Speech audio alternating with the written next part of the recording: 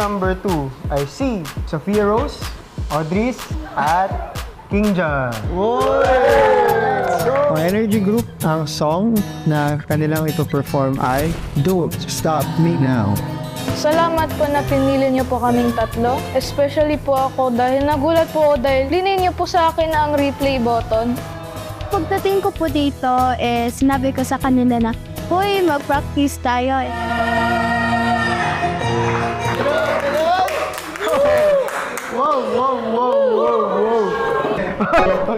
Hi, kids! Alam niyo ba, season 1 pa lang namin, yan na kinakanta namin. Pakasama namin dyan! May basher.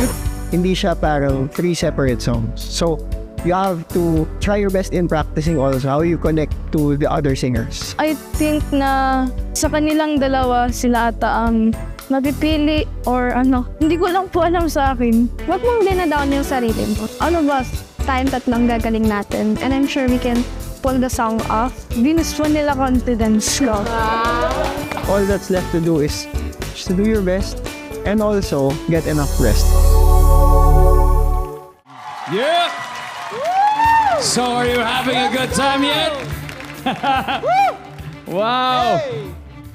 Parang bumabalik ako dun sa ano? May Dun sa flashback opening ako. number nyo. Nagpa-flashback! Yes! Kala ko parating na naman si Stel! Grabe, forever na nakatatak yan. At mas lalo nyo pa talagang pinatatak sa The Voice Kids. What an awesome performance. We love it, we love it. And, syempre, we would like to hear from our superstar coaches. Miss Julie? Superstar Julie? Such a good way to start the show. Nagustuhan ko yung connection ninyo sa isa't isa. And talagang parang nahahawa din kami dun sa energy na binibigay ninyo sa amin. So maraming salamat. It was a wonderful performance. I had a good time.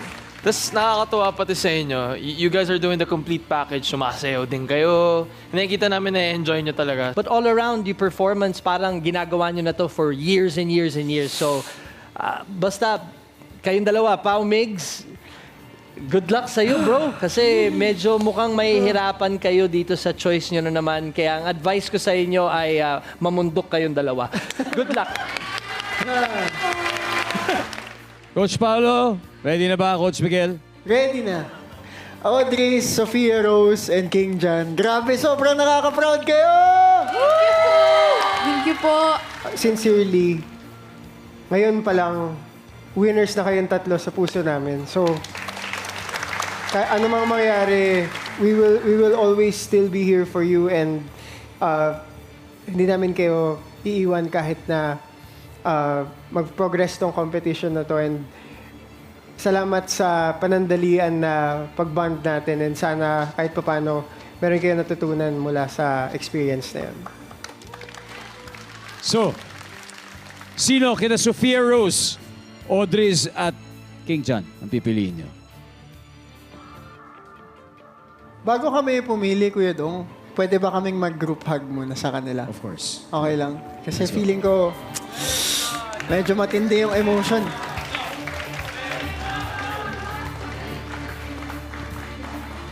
Group hug tayo. Alam nyo, kahit anong mangyari, kahit anong result, sobrang proud namin sa bawat isa sa inyo. Okay, let's go. All right. Are you ready? Okay. Ready na si Coach Paolo, Coach Miguel ng Benkada? Okay, Kuya Dong. Sino sasama sa inyo sa next round?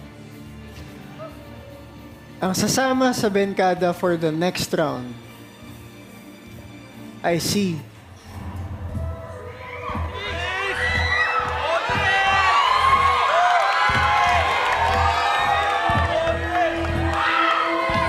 Audris.